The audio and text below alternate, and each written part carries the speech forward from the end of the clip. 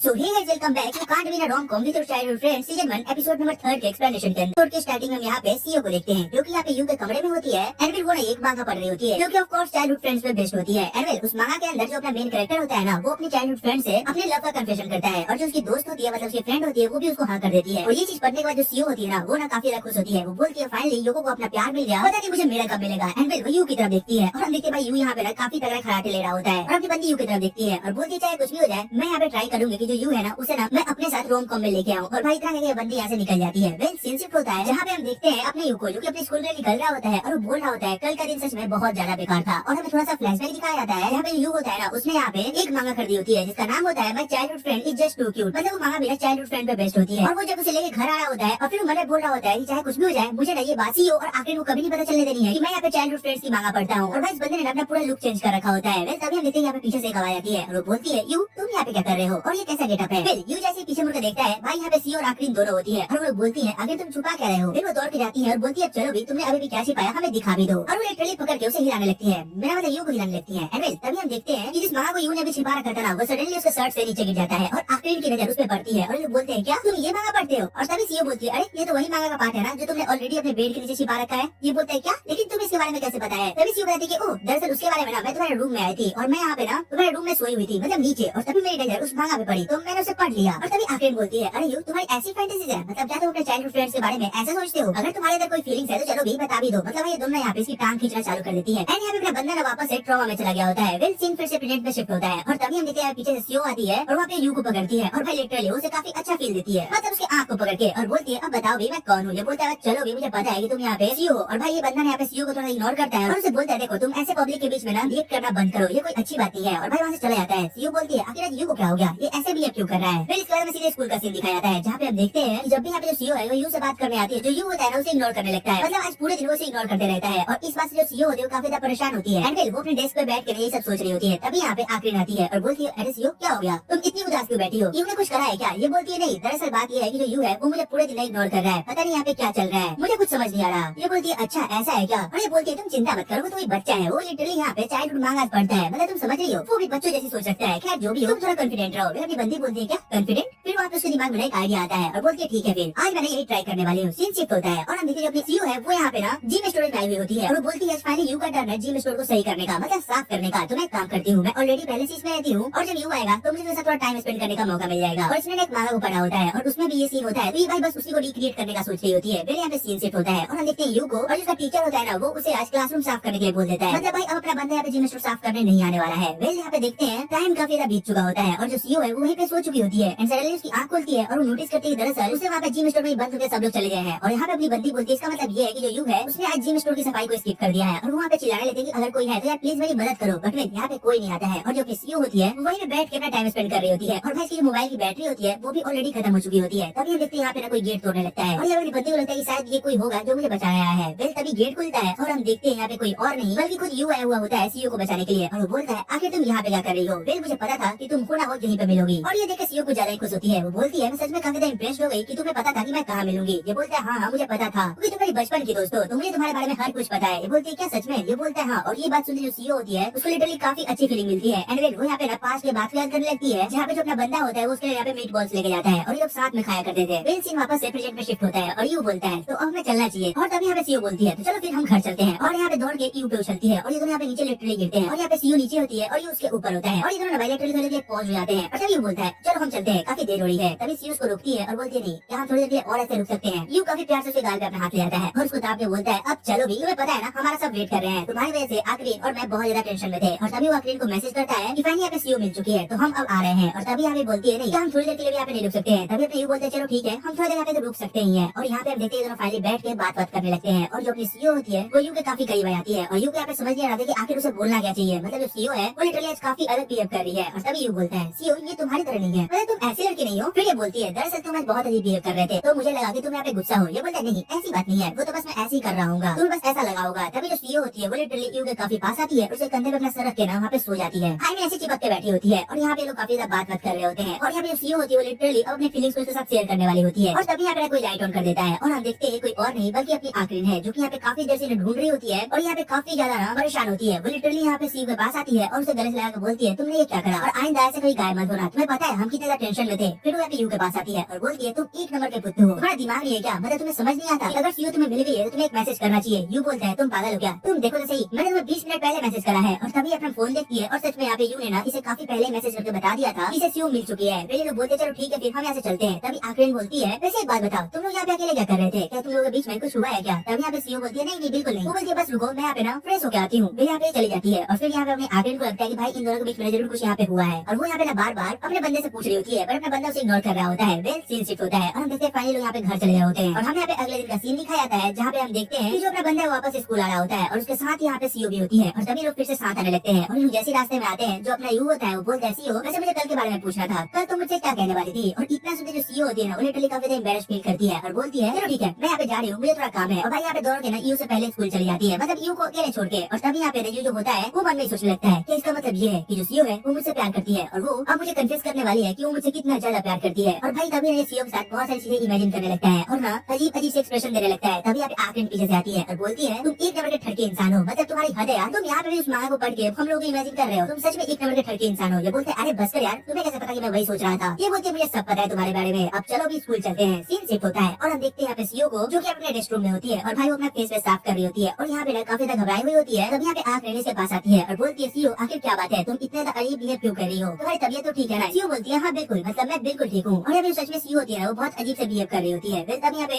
आकरीन से आगे पूछने वाली होती है कि मतलब क्या सच में उस रात कुछ नहीं हुआ था, मतलब भाई जो आकरीन है ना इसे अभी भी लग रहा है कि उस रात कुछ तो हुआ है जो कि ये लोग उसे नहीं बता रहे हैं। एंड फाइनली आकरीन फिर से पूछ लेती है कि चलो भी अब बता भी दो क्या सच में उस रात वहाँ पे कुछ हुआ था क्या। फिर यहाँ पे सीन शिफ्ट होता है और हम देखते हैं कि भाई यहाँ पे गर्ल्स के वॉशरूम के बगल में बॉयज का वॉशरूम होता है और यहाँ पे अपना बंदा ना अपने बाल सही कर रहा होता है और बोल रहा था कि चलो भी आज तो मैं उनके सामने अपना इंप्रेशन झाड़ के रहूंगा, मतलब उन्हें तो आज मेरे से प्यार होके रहेगा। और तभी से सुनाई देती है कि ये दोनों यू को लेकर लड़ रहे होते हैं, मतलब बात कर रहे होते हैं और अपने यू को लगता है कि अरे यार ये दोनों मेरी बातें क्यों कर रही है और वो भी इतना चिल्ला के मुझे जल्दी जाना होगा। एंड यहाँ पे दौड़ के जाता है और यहाँ पे जैसे पहुंचता है ना तभी हम देखते हैं सीईओ को जो कि यहाँ पे आकरीन को कुछ बोलने वाली होती है और जैसे वो यहाँ पे सीईओ को देखती है ना वो लिटरली अपनी बात को चेंज कर देती है। और सीईओ बोलती है ओ दरअसल मैं ये बोलना चाहती थी मैं ईओ को तो कभी डेट ही नहीं कर सकती, वो अच्छा बंदा नहीं है, मतलब क्या यार वो बच्चों जैसा है। और ये बात सुनते जो ईओ होता है अब भाई उसका दिल टूट जाता है, वो बोलता है अब मैं क्या करूँ, इन दोनों ने लिटरली मेरे मुंह पे मेरी बेइज्जती मारी है, अब मेरे पास बस एक ही ऑप्शन बचता है और वो ये है कि मैं जिम जाऊंगा और अच्छी खासी बॉडी बनाऊंगा। और अपने बंदा यहाँ पे अपना टूटा हुआ दिल लेकर निकल लेता है और तभी यहाँ पे सीईओ देखती है और बोलती है यू आखिर तुम्हें क्या हो गया, तुम ऐसे क्यों जा रहे हो। यू बोलता है अब तुम्हें कुछ एक्सप्लेन करने की जरूरत नहीं है, मैं सब समझ चुका हूँ कि मुझे यहाँ पे क्या करना चाहिए, मुझे अब खुद को सही करना होगा। और मैं यहाँ पे लिटरली रोते हुए भाग रहा होता है, मतलब मेरे साथ यहाँ पे काफी गलत हुआ है, इन दोनों ने मिलकर मेरे सपनों को तोड़ दिया है। और यहाँ पे हमें दिखाया जाता है आकरीन को जो कि अभी भी यू के बारे में सोच रही होती है और वो सोच रही थी यार जो यू है वो कितना ज्यादा डम बंदा है, मतलब उसे अभी तक समझ नहीं आ रहा है कि हम लोग उसे प्यार करते हैं। फिर तभी हम देखते हैं कि भाई इसके बाथरूम में यहाँ पे यू एंटर लेता है और यहाँ पे जो आकरीन होती है ना उसने कुछ नहीं पहना होता है और जो अपना यू होता है वो उसको ऐसे ही देख लेता है और ये चीज देखते जो आकरीन होती है वो यू को पकड़ के कूट देती है। सीन शिफ्ट होता है और हम देखते हैं दरअसल जो यू है उसके घर वाले ना अभी आकरीन के घर पे शिफ्ट हुए हैं क्योंकि यू के घर में कुछ काम चल रहा है और इसी की वजह से जो अपना यू होता है वो आकरीन का बाथरूम यूज करने गया होता है। और भाई अब तुम्हें समझ आ गया होगा कि आखिर यहाँ पे चल क्या रहा था। पहले जब आकरीन होती है उससे माफी मांगती है और हम देखते हैं जो आकरीन होती है वो यहाँ पे अकेले जाकर बैठ जाती है। तभी यू पीछे से जाता है और बोलता है आखिर तुम यहाँ पे अकेले क्यों बैठी है, अब चलो बता भी दो। और हाँ उसके लिए सॉरी जो भी हुआ, मतलब मैंने कुछ जान के नहीं करा। ये बोलती है हाँ मुझे पता है मैंने तुम्हें ऑलरेडी माफ कर दिया है, तो अब तुम यहाँ से चले जाओ, मुझे अकेला रहने दो। ये बोलते हैं चलो ठीक है और यहाँ से जाने लगता है। तभी उसे रोकती है और बोलती है क्या तुम्हें हमारे प्रॉमिस के बारे में याद है। तभी ये बोलता है कौन सा प्रॉमिस,